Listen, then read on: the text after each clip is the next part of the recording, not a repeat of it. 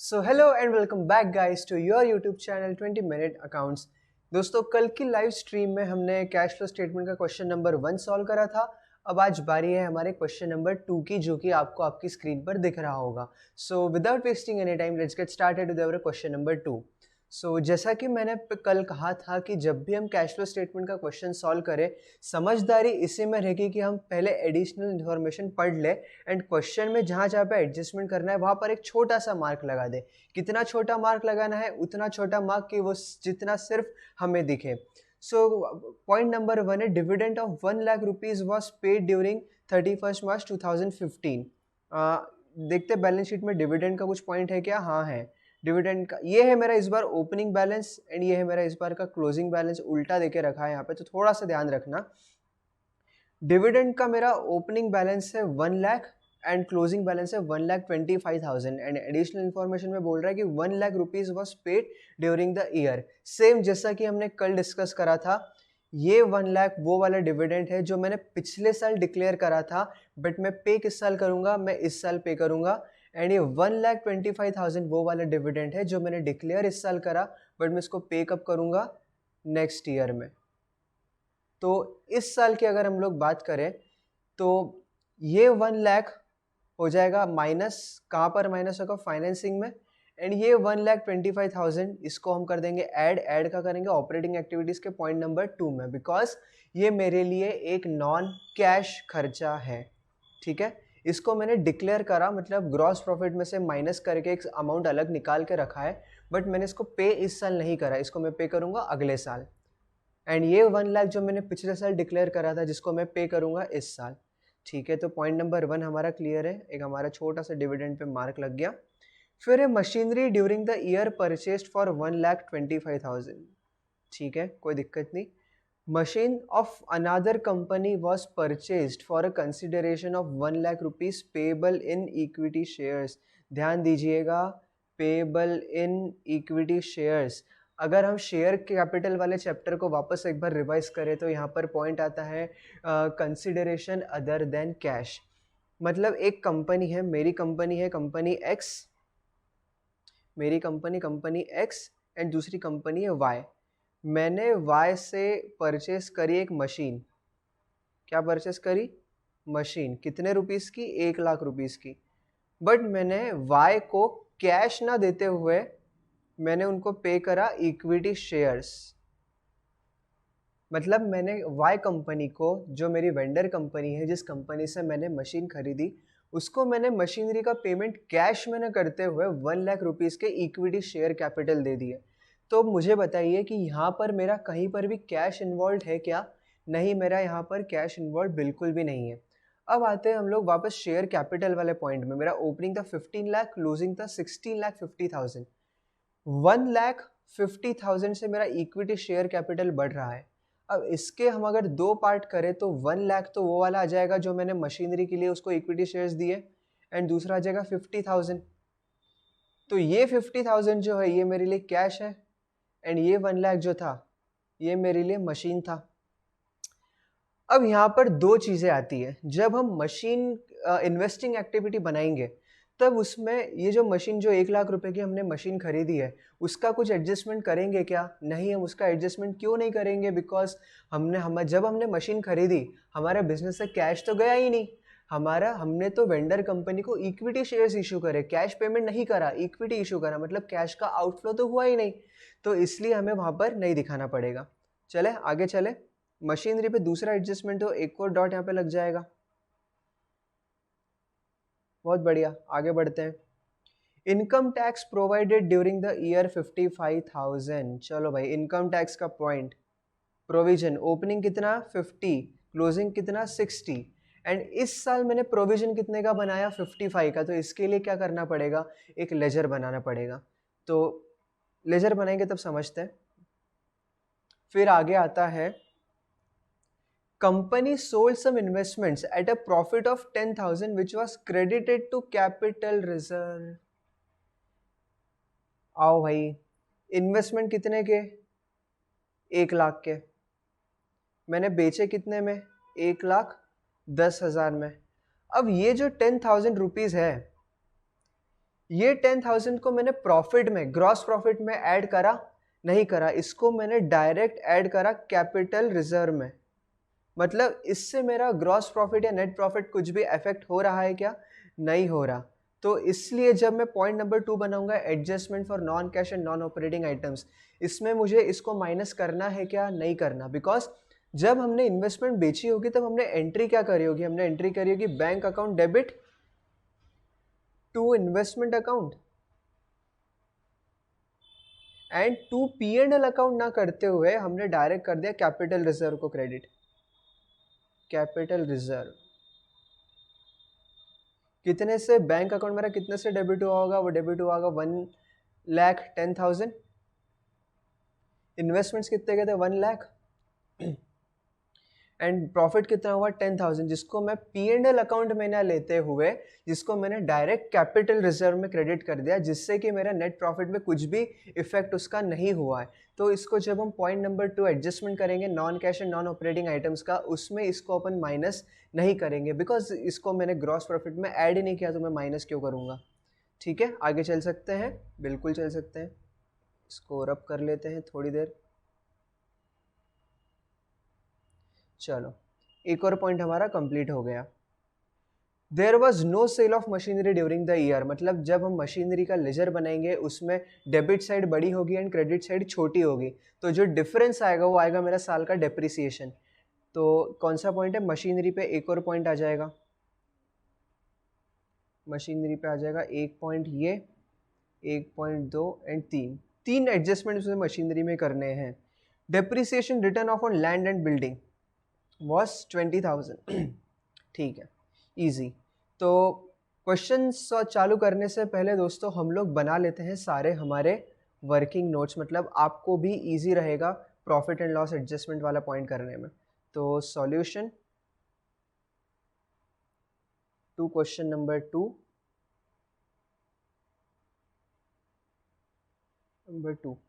आप जब भी कैश फ्लो का क्वेश्चन सॉल्व करो तो उसके लिए एक आपको ट्रिप देता हूँ कि 2 पेज छोड़ के पहले आप वर्किंग नोट बना लेना। उससे क्या होगा, आपको जब आप पॉइंट नंबर 2 बनाओगे adjustment for non cash and non operating items, उसमें आपको non cash non operating income expenses वो आपको सामने के सामने लिखी मिल जाएंगी। तो इसलिए समझदारी इसी में है कि हम पहले वर्किंग नोट बना लें। तो सबसे ज़्यादा एडजस्टमेंट से मशीनरी में है ना, मशीनरी। हाँ, तो सबसे पहले हम वर्किंग नोट बनाते हैं मशीनरी अकाउंट का, एक लेजर बनाते हैं मशीनरी अकाउंट बराबर लेजर का फॉर्मेट, ये हो गया मेरा लाइन। पर्टिकुलर्स अमाउंट नहीं लिखो तो भी चलेगा, बट हम लिखेंगे particulars amount, particulars amount.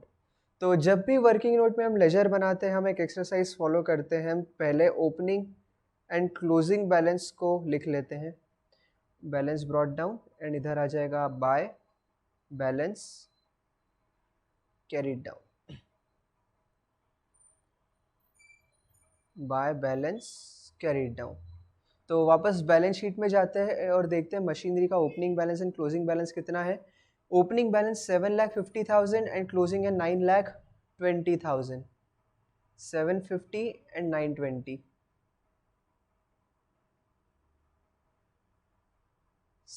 7,50,000 and 9,20,000। ठीक है, चलो आगे जाते हैं। मशीनरी में पहला एडजस्टमेंट ये आता है, machinery during the year purchased for 1,25,000। तो इधर आ जाएगा टू बैंक अकाउंट 1,25,000। ये पॉइंट किधर जाएगा गाइस? ये पॉइंट जाएगा फाइनेंसिंग में आउटफ्लो। ठीक है, आगे जा सकते हैं। पॉइंट नंबर 1 का मेरा एडजस्टमेंट, पॉइंट नंबर 2 का एडजस्टमेंट मेरा हो गया। फिर पॉइंट नंबर 3 आता है, machinery of another company was purchase for consideration of 1 lakh payable in equity shares. तो इसके आप मुझे फटाफट से एक जर्नल एंट्री बता दो। अगर आपने शेयर कैपिटल चैप्टर पढ़ा होगा तो इसकी सबसे पहले हम लोग जर्नल एंट्री करते हैं, machinery account debit to vendor account. Vendor मतलब जिससे हमने मशीनरी खरीदी है, हम उसका नाम लिखते हैं। सो टू वेंडर अकाउंट, इसको करेंगे डेबिट 1 लाख से and 1 lakh. And entry number 2 में हमें बोला गया है कि वेंडर को हमने कैश पेमेंट ना करते हुए उसको इक्विटी शेयर्स अलॉट करें। तो to vendor account, to equity share capital account, कितने से होगा ये डेबिट? ये डेबिट होगा 1 लाख से। तो इसकी लेजर पोस्टिंग दोस्तों कैसी होगी? इसकी लेजर पोस्टिंग होगी इस तरह से, मशीनरी अकाउंट में हम लिख देंगे to vendor account, vendor account कितने? 1 लाख से। आई होप यहाँ तक क्लियर है। इस वाले पॉइंट का कैश फ्लो स्टेटमेंट में कुछ होगा क्या? नहीं होगा, बिकॉज जब हमने मशीनरी परचेस करी तो हमने उसको इक्विटी शेयर्स दिए, कैश का मूवमेंट मेरे बिजनेस में नहीं हुआ। ठीक है, आगे बढ़ सकते हैं। तो हमारा यहाँ पर पॉइंट नंबर 2 भी कंप्लीट हुआ। फिर आता है there was no sale of machinery during the year. बस मशीनरी के सारे एडजस्टमेंट यहाँ पर हो गए। अब हम लगा देते हैं हमारे टोटल। तो मेरे डेबिट साइड का टोटल एंड यहाँ पर आ जाएगा क्रेडिट साइड का total by balance carried down. कितना था? मशीनरी का बैलेंस था, क्लोजिंग बैलेंस था 9,20,000 बराबर 9,20,000। ठीक है गाइस, आई होप यहाँ तक आपको क्लियर होगा। अब हम लगा देते हैं इसका टोटल 7,50,000 प्लस 1,25,000 प्लस 1 लाख, ये होता है 9,75,000, 9,75,000 एंड 9,75,000। अब डेबिट साइड हमारी बड़ी एंड क्रेडिट साइड हमारी छोटी है, तो जो डिफरेंस आएगा वो आएगा साल भर जितना मशीनरी पे डेप्रिसिएशन लगा। तो यहाँ पर हम लिख देंगे bye depreciation account, depreciation account. कितना डेप्रिसिएशन लग रहा है? डेप्रिसिएशन लग रहा है 9,75,000 माइनस 9,20,000 जो कि आता है 55,000। इस 55,000 का हम क्या करेंगे? इसको ऑपरेटिंग में कर देंगे हम ऐड पॉइंट नंबर 2 में, बिकॉज ये मेरे लिए एक नॉन कैश खर्चा है। तो मशीनरी के सारे पॉइंट क्लियर होते हैं। अब बनाते हैं हम लोग working note number 2, provision for taxation. Working note number 2, provision for taxation. अच्छे से एक लेजर बनाएंगे उसका, लाइन खींच के बराबर। चलो क्या करेंगे? सबसे पहले जब भी लेजर बनाना रहता है हम opening and closing balance and जो भी इंफॉर्मेशन क्वेश्चन में देके रखी है वो हम कर लेते हैं note down. By balance brought down and इधर आएगा टू बैलेंस कैरीड डाउन। फटाफट से क्वेश्चन में जाते हैं।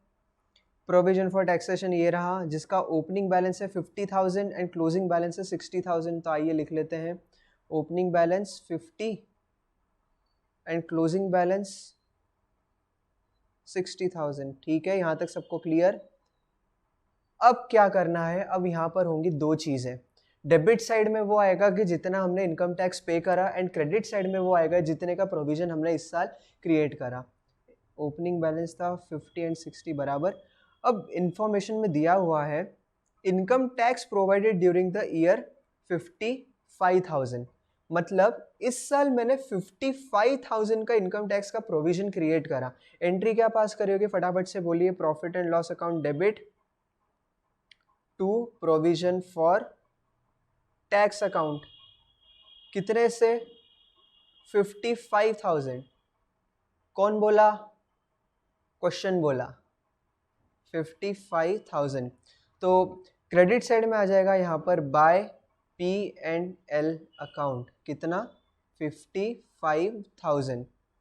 टोटल बता दीजिए। 50,000 प्लस 55,000 जो कि आता है 1,05,000 इधर भी एंड 1,05,000 क्रेडिट साइड में भी। यहाँ पर जो बैलेंसिंग फिगर आएगा दोस्तों वो आ जाएगा अपना जितना हमने टैक्स इस साल पे करा इन कैश। कितना पे करा होगा? 1,05,000 माइनस 60,000, तो वो हमने पे करा है 45,000। आई होप आपको क्लियर होगा। इसका हम क्या करेंगे, इसको हम कर देंगे माइनस, माइनस कहाँ पर करेंगे हम लोग, ऑपरेटिंग एक्टिविटी में। इसको हम कर देंगे ऐड, इसको ऐड कहाँ करेंगे, ऑपरेटिंग एक्टिविटी में। चलिए एक और हमारा वर्किंग नोट कंप्लीट होता है। अब बनाते हैं वर्किंग नोट नंबर 3, देखते हैं ज़रूरत है क्या। वापस आ जाओ क्वेश्चन में। डिविडेंड, डिविडेंड ओपनिंग बैलेंस कितना था 1 लाख, क्लोजिंग कितना था 1,25,000। शायद से वर्किंग नोट बनाने की ज़रूरत है नहीं, क्योंकि क्वेश्चन साफ दे के रखा है कि 1 लाख रुपीज़ हमने डिविडेंड पे करा। तो जो ओपनिंग था वो हमने कर दिया पे, एंड जो क्लोजिंग था वो हमने इस साल प्रोविजन बना के रखा हो। मतलब ये 1 लाख हम क्या करेंगे, इसको हम माइनस करेंगे किधर, फाइनेंसिंग में। एंड ये 1,25,000 को हम लोग कर देंगे ऐड, कहाँ पर करेंगे, ऑपरेटिंग में, बिकॉज ये मेरे लिए नॉन कैश खर्चा हुआ। तो यहाँ पर हमारे सारे वर्किंग नोट कंप्लीट हो गए, and now we are ready to make cash flow statement. तो हमारी कंपनी का नाम क्या है, हमारी कंपनी का नाम है x limited, x limited cash flow statement.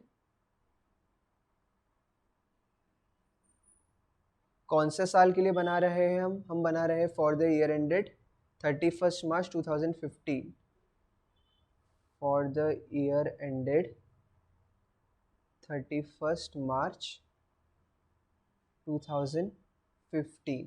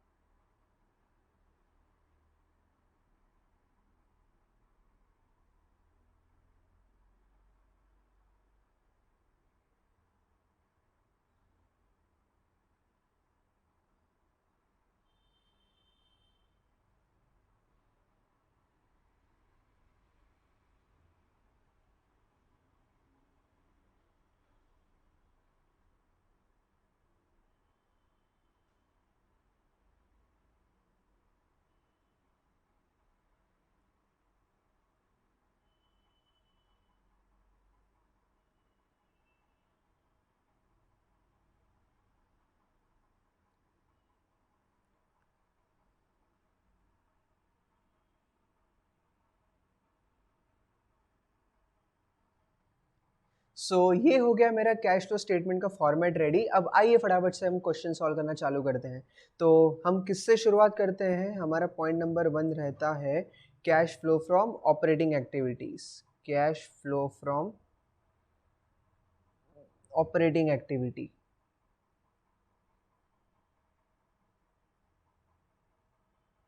इसकी शुरुआत हम लोग कहाँ से करते दोस्तों, इसकी शुरुआत हम करते point number 1, net profit as per P and L account, net profit as per profit and loss account. ठीक है, क्वेश्चन में जाना पड़ेगा वापस प्रॉफिट एंड लॉस अकाउंट देखने, कितना प्रॉफिट एंड लॉस अकाउंट है। ओपनिंग था 1,50,000, क्लोजिंग था 1,80,000, मतलब 30,000 का हमने इस साल प्रॉफिट अर्न करा है। तो वापस आ जाते हैं, कितने का प्रॉफिट था हमारा, हमारा प्रॉफिट था 30,000 का। फिर हम इसमें करते हैं एडजस्टमेंट। एडजस्टमेंट हम लोग किस किस चीज़ का करेंगे, adjustment for non cash and non operating items, जिसमें non cash expenses and non cash expenses हम लोग ऐड कर देंगे, and non cash non operating income हमें करनी है माइनस। तो हम लिख लेते हैं adjustment for non cash and non operating items.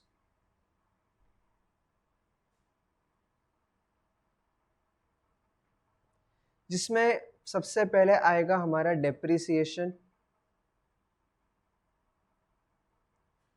बता दीजिए डेप्रिसिएशन कितना है, वर्किंग नोट में मिल जाएगा। कहाँ गया कहाँ गया, ये रहा। एक तो डेप्रिसिएशन है 55,000 का, depreciation on machinery.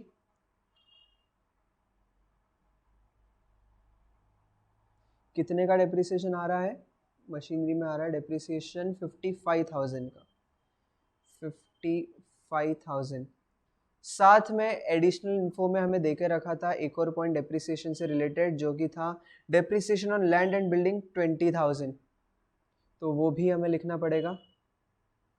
Point number 2, depreciation on land and building कितना था वो 20,000। कहाँ से आया, क्वेश्चन में देके रखा था। फिर आएगा हमारा provision for taxation, provision for tax, जितना हमने इस साल क्रिएट करा, कितना क्रिएट करा आपको यहाँ पर मिल जाएगा, ये रहा 55,000, 55,000। फिर आएगा पॉइंट नंबर 4 में डिविडेंड पेबल,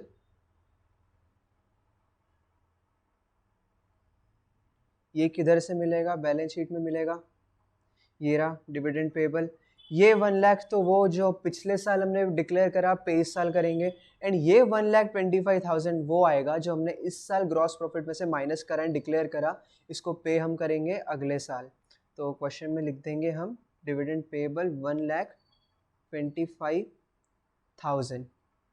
अब आते हैं इन्वेस्टमेंट्स पर, जो कि company sold some investment at a profit of 10,000 which was credited to capital reserve. ठीक है, कोई प्रॉब्लम नहीं, मतलब इसको हमने ग्रॉस प्रॉफिट में तो ऐड करा नहीं था, तो हम यहाँ पे भी माइनस नहीं करेंगे। ठीक है, आगे चलते हैं, एक बार और क्वेश्चन में देख लेते हैं। Equity share capital, capital reserve वही था 10,000, जनरल रिजर्व ओपनिंग कितना था 2,50,000 एंड क्लोजिंग कितना हुआ 3 लाख। मतलब इस साल मैंने प्रॉफिट में से निकाल के 50,000 रुपीज़ जनरल रिजर्व में डाले, इस पॉकेट से निकाल के इस पॉकेट में डाले, मतलब मैंने ग्रॉस प्रॉफिट में से 50,000 माइनस करे होंगे, तो यहाँ पर मुझे वापस से करना पड़ेगा 50,000 रुपीज़ को ऐड। तो हम कर देते हैं, किस नाम से आएगा, यहाँ पर आएगा point number 5, transfer to general reserve, transfer to general reserve. कितना था वो अमाउंट था मेरा 50,000। और देख लेते हैं और कुछ मिलता है क्या हमें।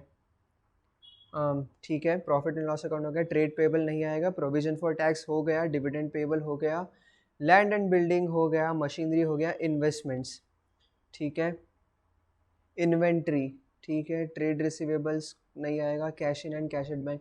तो अपना पॉइंट नंबर 2 यहाँ पर होता है कंप्लीट, और कुछ तो दिख नहीं रहा है जो अगर आ सकता है। एक और बार एडिशनल इन्फॉर्मेशन में चेक कर लेते हैं।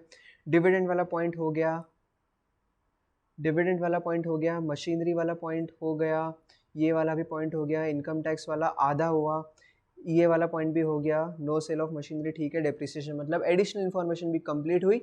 तो अब हम लगा देते हैं इसका टोटल, जो कि आता है 55,000 प्लस 20,000 प्लस 55,000 प्लस 1,25,000 प्लस 50,000, ये आता है 3,05,000, एंड हमारा टोटल आएगा 3,05,000 प्लस 30,000, 3,35,000। ठीक है, इससे मेरा निकल के आता है पॉइंट नंबर 3, जो कि होता है operating profit before adjustment of working capital. आप before adjustment of working capital नहीं लिखो तो भी चलेगा, सिर्फ ऑपरेटिंग प्रॉफिट लिखो तो भी चलेगा। इसके बाद दोस्तों हम लोग करते हैं एडजस्टमेंट वर्किंग कैपिटल का, जिसमें अगर हमारी करंट लाइबिलिटी बढ़ती है तो हम उसको इनफ्लो ट्रीट करते हैं, वही करंट लाइबिलिटी कम होती है तो वो हमारे लिए हो जाता है कैश का आउटफ्लो। अगर मेरा करंट एसेट बढ़ता है तो वो हमारे लिए हो जाएगा आउटफ्लो, एंड अगर करंट एसेट कम होता है तो वो हमारे लिए हो जाएगा इनफ्लो। इसके पीछे का आपको अगर लॉजिक जानना है तो आप मेरा वीडियो नंबर 4 देख सकते हैं, जिसको मैंने समझाया है उसके अंदर का लॉजिक। चलिए, तो पॉइंट नंबर 4 आता है adjustment for working capital, adjustment for working capital. चलिए देखते हैं क्वेश्चन में वापस, वर्किंग कैपिटल में क्या क्या है। वर्किंग कैपिटल में दोस्तों हमें क्या क्या देखना रहता है, एक तो नॉन करंट एसेट्स, तो नॉन करंट एसेट्स कौन से, ये और ये दो ही है अभी। तो इन्वेंट्री का मेरा ओपनिंग बैलेंस था 2,80,000 एंड ओपनिंग बैलेंस है 3 लाख एंड क्लोजिंग बैलेंस है 2,80,000, मतलब 20,000 रुपये से मेरी इन्वेंट्री कम हुई है, मेरा करंट एसेट कम हो गया है, तो उसको हम क्या ट्रीट करते हैं, कैश का आउटफ्लो। तो यहाँ पर पॉइंट नंबर 1 आ जाएगा, डिक्रीज इन इन्वेंट्री। कितने से, 20,000 से। इनफ्लो आउटफ्लो ये हो जाएगा हमारा इनफ्लो, बिकॉज हमारा करंट एसेट कम हुआ है। देखो इसको ऐसे सोचो, बिकॉज आपकी इन्वेंट्री कम हुई, मतलब किसी ने आपसे इन्वेंट्री खरीदी होगी एंड उसने आपको कैश का पेमेंट करा होगा, उसने आपको कैश का पेमेंट करा, आपकी इन्वेंट्री कम हुई, तो ये आपके लिए क्या हो जाएगा, इनफ्लो। ठीक है, डेटर्स। अब डेटर्स पे आते हैं। ट्रेड रिसीवेबल्स मेरे लिए क्या है, मेरे ओपनिंग ट्रेड रिसीवेबल्स थे 4 lakh and closing trade receivable से 4,20,000, मतलब 20,000 से मेरा करंट एसेट बढ़ा है, तो हो जाएगा मेरे लिए cash outflow, increase in trade receivables. कितने से बढ़ा मेरा ट्रेड रिसीवेबल, 20,000 से, तो ये हो जाएगा कैश का आउटफ्लो। लास्ट में हम लोग आएंगे हमारे ट्रेड पेबल्स। ट्रेड पेबल्स दोस्तों कितने हैं, ओपनिंग है ओपनिंग 5 लाख, क्लोजिंग 4 लाख। मेरा करंट लाइबिलिटी कम हो रही है, इसका मतलब क्या, कैश का आउटफ्लो। अब इसको ऐसे समझिए, आपके ओपनिंग डेटर थे 5 लाख के, आपने उनको 1 लाख रुपीस का पेमेंट करा, तो आपके क्लोजिंग डेटर्स कितने बचे, 4 लाख के। आपके क्लोजिंग डेटर्स कम हुए, कम कैसे हुए, बिकॉज आपने उनको कैश का पेमेंट करा, इसलिए आपके डेटर्स कम हो गए। तो जब भी करंट लाइबिलिटी हमारी कम हो जाती है तो हम उसे ट्रीट करते हैं कैश आउटफ्लो।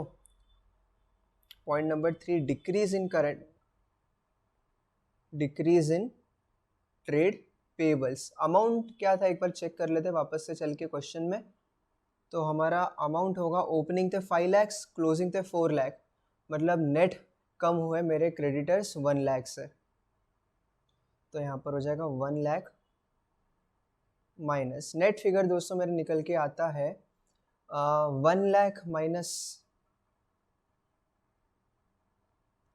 अब आएगा net cash flow from operating activities.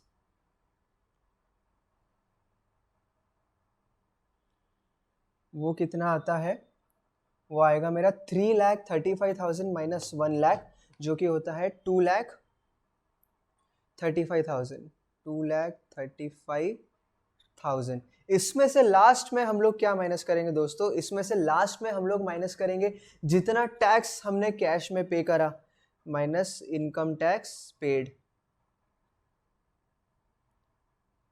During the year.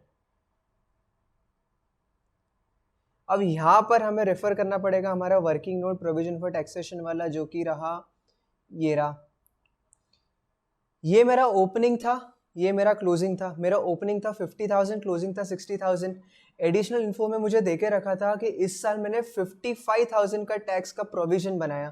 तो जो यहाँ पर बैलेंसिंग फिगर आएगा वो दोस्तों आएगा कि जितना टैक्स हमने साल भर में इस साल पे करा है। तो मैंने कितना टैक्स का पेमेंट करा, मैंने टैक्स का पेमेंट करा 45,000 का, तो यहाँ पर हो जाएगा 45,000 माइनस, एंड जो फाइनल फिगर आएगा वो अपना आएगा net cash flow from operating activities, net cash flow from operating activity.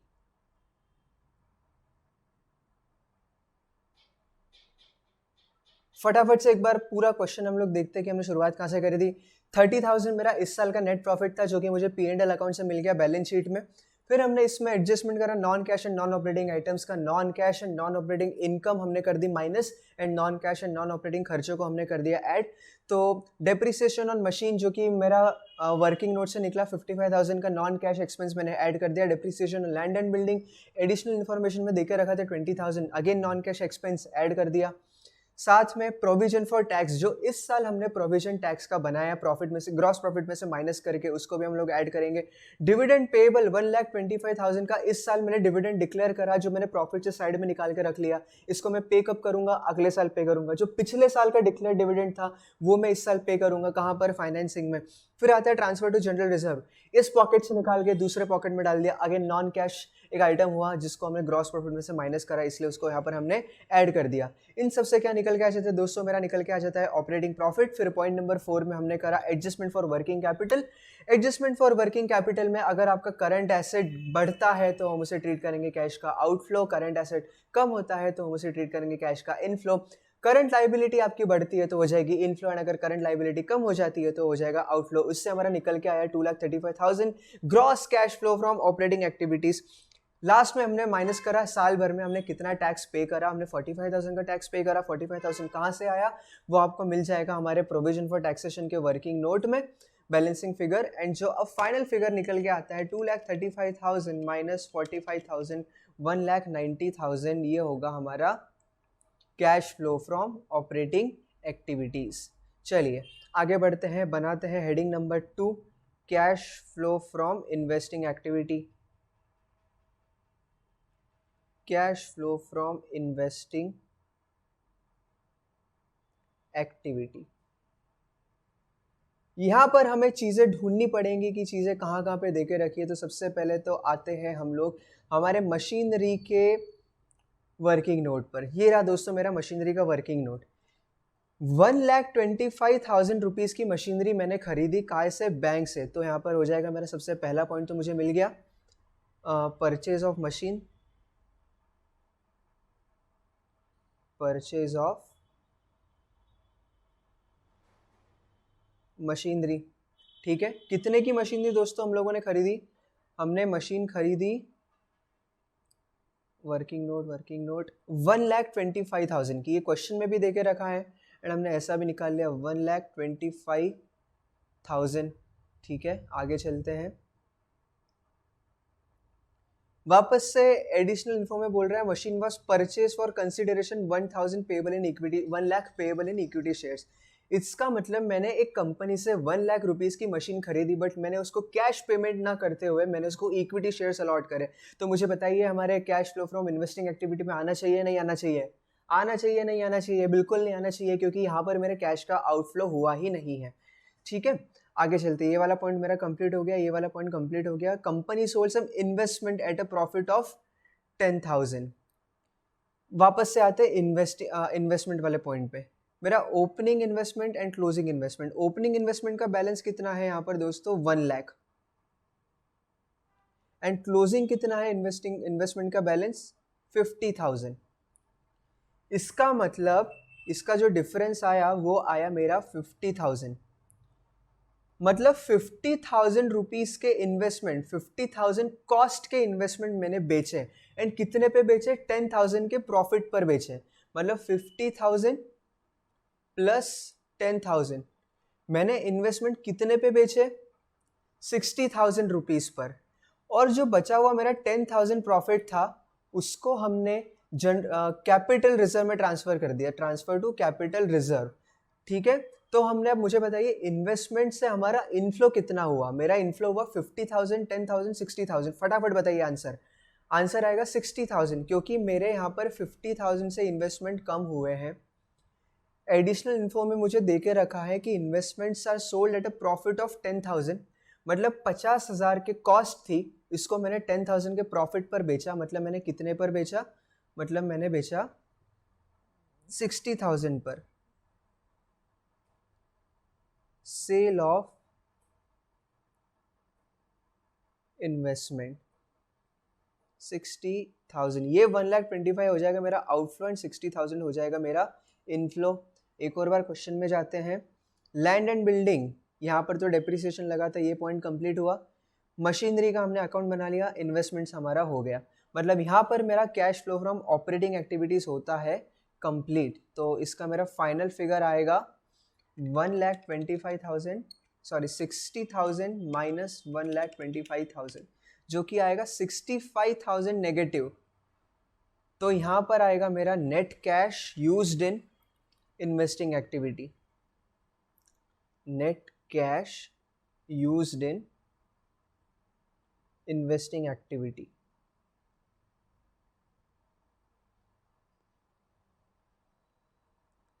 ठीक है दोस्तों, फिर अब आता है यहाँ पर लास्ट हमारा point number 3, cash flow from financing activity.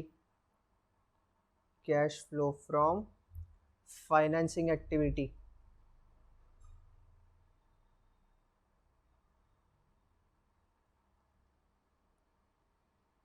एक बार सोच रहा हूँ कि एक बार हम वापस से हमारा एक बार चेक कर लेते हैं इन्वेस्टिंग, और तो कुछ है नहीं। नो सेल ऑफ मशीनरी, इस पर डिप्रिसिएशन लग गया, इन्वेस्टमेंट्स वाला पॉइंट हो गया, इनकम टैक्स वाला मैटर नहीं करता, ये वाला भी होगा, ठीक है जा सकते हैं हम लोग फाइनेंसिंग में। तो जब भी हम फाइनेंसिंग एक्टिविटी बनाते हैं हमें बेसिकली दो चीज़ें देखनी रहती है, एक तो शेयर कैपिटल, साथ में long term borrowings. Equity share capital opening था 15 लाख, क्लोजिंग था 16,50,000, जिसका एडजस्टमेंट हम ऑलरेडी कर चुके हैं, जिसमें से हमारा कितने से बढ़ा, हमारा 1,50,000 से शेयर कैपिटल बढ़ रहा है, जिसमें से 1 लाख जो है वो थे हमारे मशीनरी के, मतलब ये हमने इशू करे नॉन कैश, एंड बचा हुआ 50,000 जो कि हमने इशू करा है कैश में। तो यहाँ पर सिर्फ एक ही पॉइंट आएगा, तो यहाँ पर आ जाएगा इशू ऑफ शेयर कैपिटल,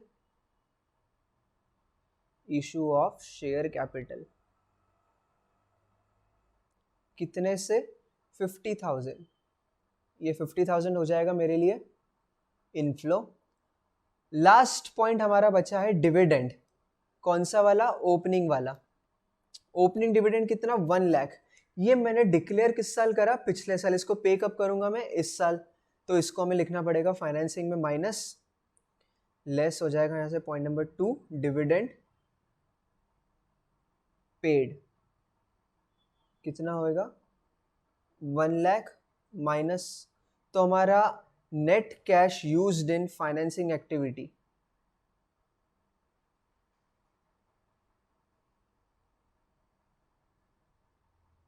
ये कितना हो जाएगा, ये होगा मेरा 50,000 माइनस। अब आते हैं पॉइंट नंबर 4 पे, हेडिंग नंबर 4 पे, जो कि होगा नेट इंक्रीज या फिर डिक्रीज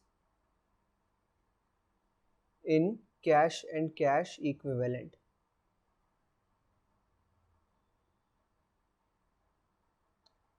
ये मेरा कैसा आएगा, 1 +-2 +-3, जो कि मेरा टोटल अमाउंट कितना है, ऑपरेटिंग एक्टिविटी से मेरा 1,90,000 पॉजिटिव,